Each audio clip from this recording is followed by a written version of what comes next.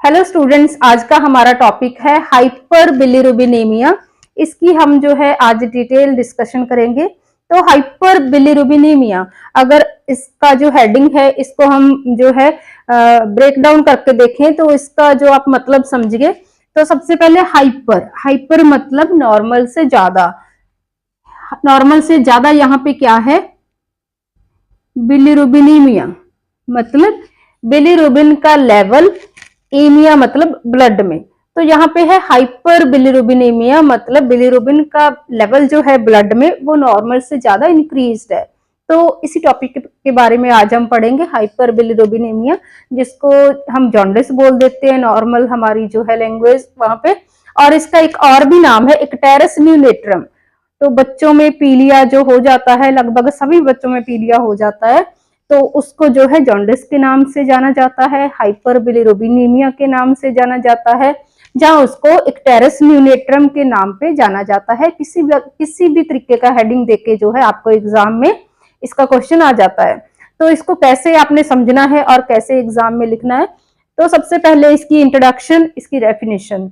It refers to an excessive accumulation of unconjugated bilirubin in the blood। तो यहाँ पे क्या है? एक्सेसिव अकमुलेशन मतलब बढ़ोतरी हो गई, इंक्रीज हो गई अमाउंट किसकी? अनकंजुगेटेड बिलिरुबिन की। कहाँ पे? ब्लड में।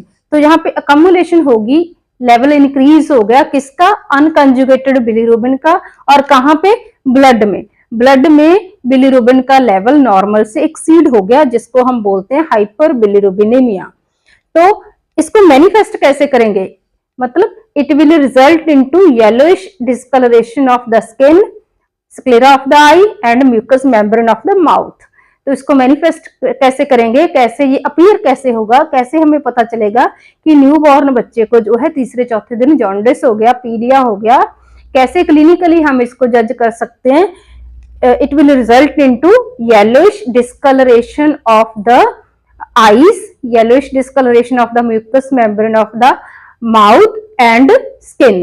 तो यहाँ पे जो है बच्चे का जो है अपीयरेंस चेंज हो जाएगा, बच्चे की आंखें येलो हो जाएंगी, बच्चे का जो माउथ के इनसाइड म्यूकस मेम्ब्रेन है वो येलो हो जाएगी, और बच्चे की स्किन पे, बच्चे के फेस पे जो है येलो अपीयरेंस आने लगेगी।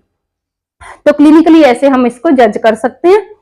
अगर हम वैसे देखें तो it is an indirect bilirubin level is more than 5 mg पर DL। तो जब हम ब्लड टेस्ट करवाएंगे तो बिलिरुबिन का लेवल जो है 5 mg पर DL से कम होना चाहिए, लेकिन यहाँ पे जब बच्चे को जॉन्डिस है तो बिलिरुबिन का लेवल जो है 5 mg पर DL से इंक्रीज हो जाएगा, बढ़ जाएगा, जिस बच्चे को जॉन्डिस होगा। नॉर्मली ये बढ़ना नहीं चाहिए। तो ये था इंट्रोडक्शन हाइपर बिलिरुबिनेमिया के बारे में। डेफिनेशन बोल लो, इसको इंट्रोडक्शन बोल लो। जो भी बिलिरुबिन का लेवल ब्लड में अकमुलेट हो जाता है, जिसको हाइपर बिलिरुबिनेमिया बोलते हैं। और कितना अकमुलेट हो जाता है, कितना इंक्रीज हो जाता है? मोर देन 5 mg पर DL। तो इसके बाद है हमारा ये फ्लो चार्ट, ये जो नॉर्मल फिजियोलॉजी जो आपको बताएगी कि सभी बच्चों को जो है, चाहे वो प्री टर्म बच्चे हैं चाहे वो टर्म बच्चे हैं, 80% सभी बच्चों को जो है जॉन्डिस हो जाता है। सभी बच्चों में बिलिरुबिन का लेवल एक्सीड कर जाता है ना, नॉर्मल से ज्यादा एक्सीड कर जाता है। तो क्यों हो जाता है? तो यहाँ पे नॉर्मल मैकेनिज्म है कि बच्चों में बिलिरुबिन ब्लड में बनता कैसे है, बिलिरुबिन कैसे ब्लड में बनता है और कैसे नॉर्मली ब्लड बॉडी से निकलता है।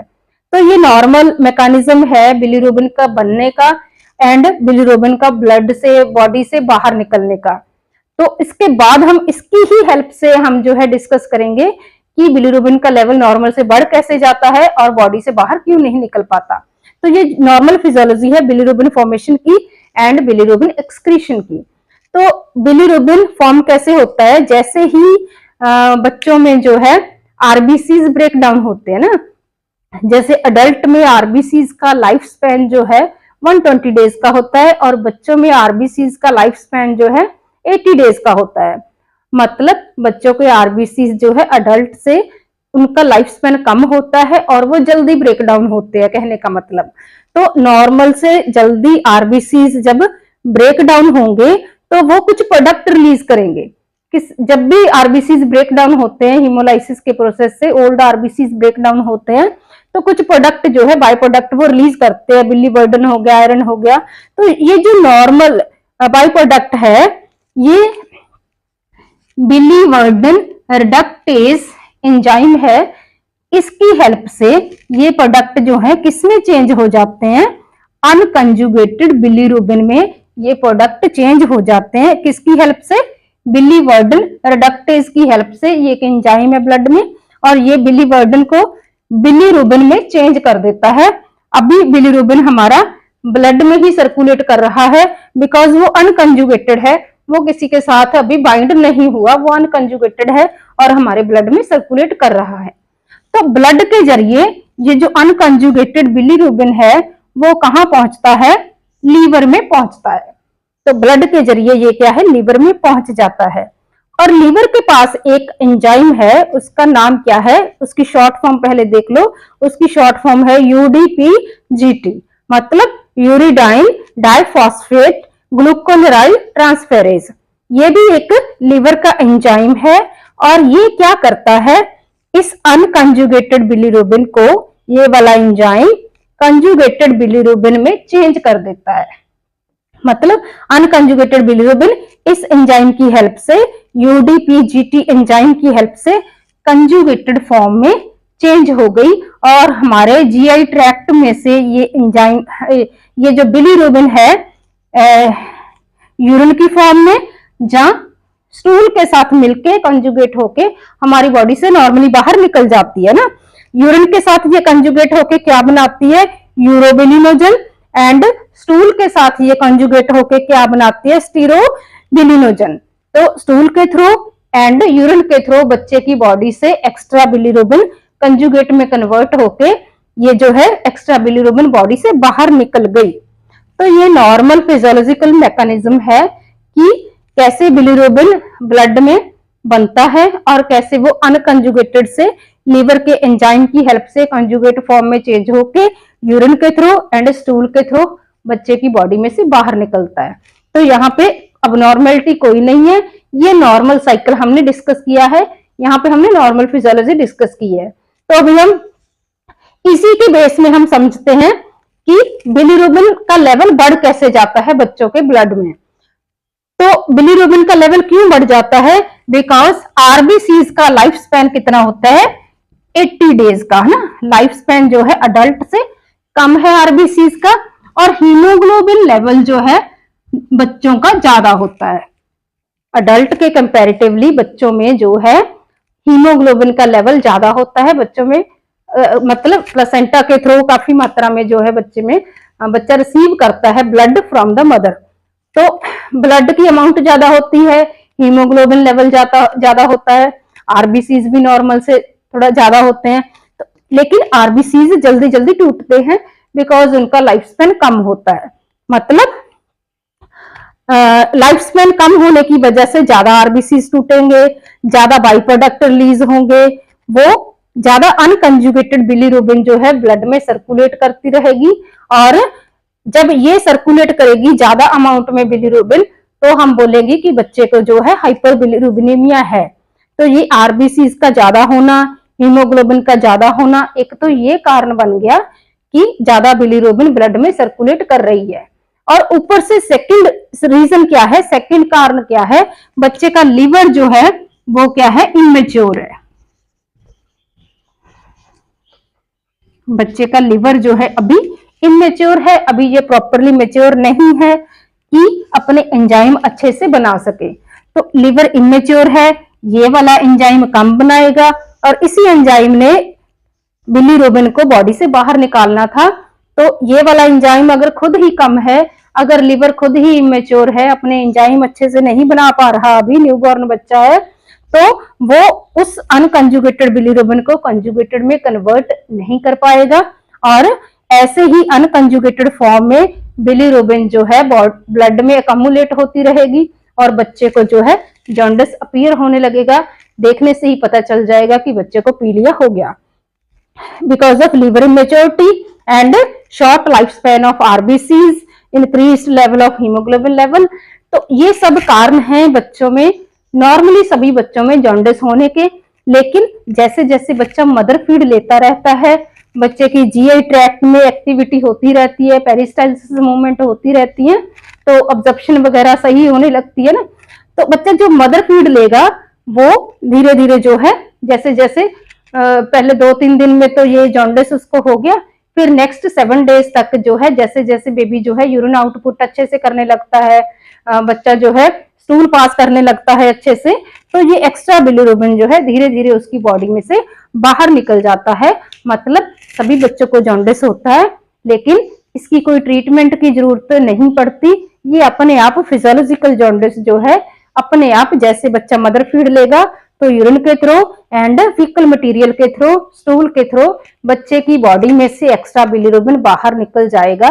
इसीलिए सभी बच्चों को जॉन्डिस होता है और सभी बच्चे अपने आप जो है 7वें दिन 10वें दिन अपने आप ठीक भी हो जाते हैं, जैसे जो बच्चे अच्छे तरीके से मदर फीड लेते हैं। So this is about the definition, normal physiological mechanism of bilirubin formation and excretion of bilirubin, and why there is a and what is the reason behind hyperbilirubinemia in a newborn babies। ये जो 3 reasons हमने main discuss किए। Then next हम करेंगे what are the types of hyperbilirubinemia. तो bilirubinemia की further बहुत 3-4 types हैं, जिसमें से आज जो है हम एक डिस्कस करेंगे। The next is about the types of hyperbilirubinaemia, कि हाइपरबिलिरुबिनेमिया की जॉन्डिस की फर्दर कौन कौन सी टाइप्स हैं। तो उनमें से हम फर्स्ट टाइप अभी डिस्कस करेंगे, that is physiological jaundice. Otherwise इसकी और टाइप्स भी हैं, जैसे फिजियोलॉजिकल जॉन्डिस इसकी टाइप है, ऐसे ही पैथोलॉजिकल जॉन्डिस भी इसकी टाइप है, ब्रेस्ट फीडिंग जॉन्डिस इसकी टाइप है, ब्रेस्ट फीडिंग इंड्यूस्ड जॉन्डिस इसकी टाइप्स है। 3-4 टाइप्स हैं। तो उनमें से अभी हम डिस्कस करने जा रहे हैं फिजियोलॉजिकल जॉन्डिस, जो नॉर्मल जॉन्डिस है, मतलब जो नॉर्मली सभी बच्चों को होता है, फिजियोलॉजिकल हमारी बॉडी की फिजियोलॉजिकल प्रोसेस की वजह से जो जॉन्डिस होता है, फिजियोलॉजिकल जॉन्डिस, इसके बारे में अभी हम डिस्कस करेंगे। जो फिजियोलॉजिकल जॉन्डिस है इसका कारण क्या है, बॉडी की फिजियोलॉजी, बॉडी कैसे बच्चे की, न्यूबॉर्न बच्चे का जो है बॉडी फंक्शन, वही इसका कारण है फिजियोलॉजिकल जॉन्डिस। और इसमें आपने एक बात याद रखनी है कि ये जो फिजियोलॉजिकल जॉन्डिस है, ये जब बच्चा पैदा होता है तो ये 24 आवर्स का जब बच्चा हो जाता है उसके बाद इसका मतलब ऑनसेट शुरू होता है ना। मतलब फिजियोलॉजिकल जॉन्डिस न्यूबॉर्न बच्चे को तीसरे दिन अपीयर होता है, तीसरे दिन होता है ना, तीसरे चौथे दिन होता है, और 7वें दिन जो है 7 और 10 दिन के बीच बीच में अपने आप जो है फिर वो सबसाइड होना शुरू हो जाता है, अपने आप ठीक होना शुरू हो जाता है। ये नॉर्मल है, मतलब एक तरीके का नॉर्मल जॉन्डिस है फिजियोलॉजिकल चेंजेस की वजह से। तो फिजियोलॉजिकल जॉन्डिस जो है 24 आवर्स ऑफ लाइफ के बाद होता है, ये बात आपने जो है अच्छे से याद रखनी है, क्योंकि इसकी दूसरी टाइप्स जो है पैथोलॉजिकल जॉन्डिस वो with in 24 hours of life में होता है। तो यहाँ पे है after 24 hours of life physiological jaundice. इसके क्या क्या कॉजेस हैं, ये जो कॉजेस हैं वैसे तो ऑलरेडी हमने जो है पहले फिजियोलॉजिकल मैकेनिज्म डिस्कस किया, उनमें बता दिए, लेकिन यहाँ पे आप फिर भी देख लो कि कैसे आपने कॉजेस जो है इनलिस्ट करने हैं। तो इसके कॉजेस कौन से हैं। फर्स्ट कॉज है इसका इंक्रीज्ड एरिथ्रोसाइट वॉल्यूम। बच्चों में जो है आरबीसीज का वॉल्यूम जो है, हीमोग्लोबिन का लेवल इंक्रीज होने की वजह से, जो है ब्लड वॉल्यूम ज्यादा होने की वजह से बच्चों में आरबीसीज का वॉल्यूम भी ज्यादा होता है। बच्चे के ब्लड में आरबीसीज की अमाउंट ज्यादा होती है, वॉल्यूम ज्यादा होता है, और आरबीसीज का लाइफ स्पैन कम होता है। तो इंक्रीज्ड आरबीसीज, ज्यादा आरबीसीज हैं, ज्यादा ब्रेक डाउन होंगे और बिलिरुबिन का लेवल बढ़ने के ज्यादा चांसेस है ना। Then second reason is increased erythrocyte destruction. RBCs ज्यादा हैं और टूट भी ज्यादा रहे हैं, है ना, क्योंकि आरबीसीज का लाइफ स्पैन बच्चों में कम होता है। 80 डेज का, 90 डेज का आरबीसीज का लाइफ स्पैन होता है। इसके बाद जो है नए आरबीसीज बनते हैं और पुराने टूटते रहते हैं, और इसी वजह से जब पुराने टूटते हैं तो वहां से कुछ बाई प्रोडक्ट रिलीज होते हैं, वो जो है बिलिरुबिन में कन्वर्ट हो जाते हैं, और बिलिरुबिन लीवर की इमेच्योरिटी की वजह से बॉडी से बाहर नहीं निकल पाता है एक्स्ट्रा बिलिरुबिन, और वो हमारे ब्लड में ही सर्कुलेट करता रहता है, जिसको हम बोलते हैं हाइपर बिलिरुबिनेमिया।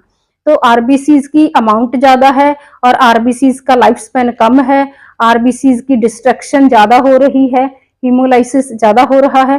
तो ये वजह है हाइपर बिलिरुबिनेमिया की।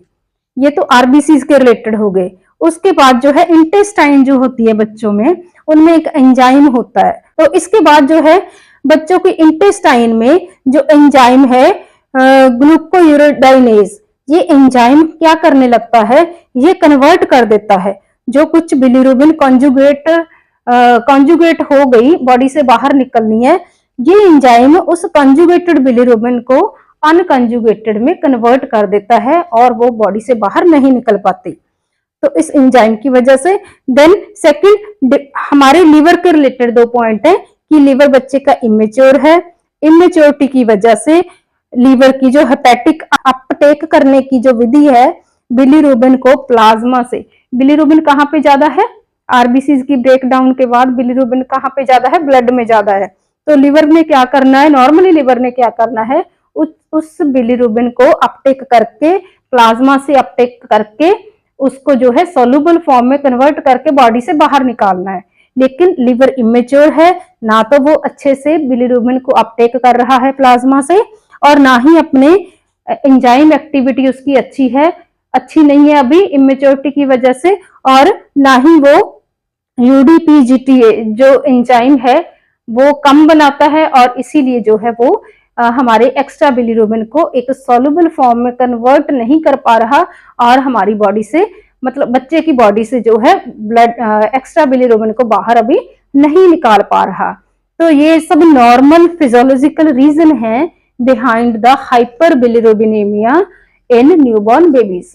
तो ये नॉर्मली ये कारण है, फिजियोलॉजिकल कारण है जिसकी वजह से बच्चों में बिलीरुबिन का लेवल बढ़ जाता है, जो कि धीरे धीरे अपने आप ठीक तो हो जाता है, लेकिन एक बार तीसरे चौथे दिन सभी टर्म बच्चों को जो है जॉन्डिस हो जाता है। 24 आवर्स के बाद तीसरे चौथे दिन जॉन्डिस हो जाता है, अपीयर भी होने लगता है, बच्चे का फेस येलो लगने लगता है, हमें बच्चे की आईज येलो लगने लगती है, बच्चे का म्यूकस मेम्ब्रेन जो है माउथ का वो येलो अपीयर होने लगता है। सो क्लिनिकली हमें जज भी हो जाता है, देखने से पता भी चल जाता है कि बच्चे को जॉन्डिस हो गया, और धीरे धीरे वो अपने आप ठीक भी हो जाता है। So these are the physiological reasons behind hyper bilirubinemia. तो सभी बच्चों को होता है, न्यूबॉर्न बच्चों को सभी को होता है, तो यहाँ पे घबराने की कोई बात नहीं, बिकॉज ये जो फिजियोलॉजिकल जॉन्डिस है ये अपने आप जो है 7वें 10वें दिन अपने आप ठीक भी हो जाता है। यहाँ पे किसी मेडिकल मैनेजमेंट की जरूरत है नहीं।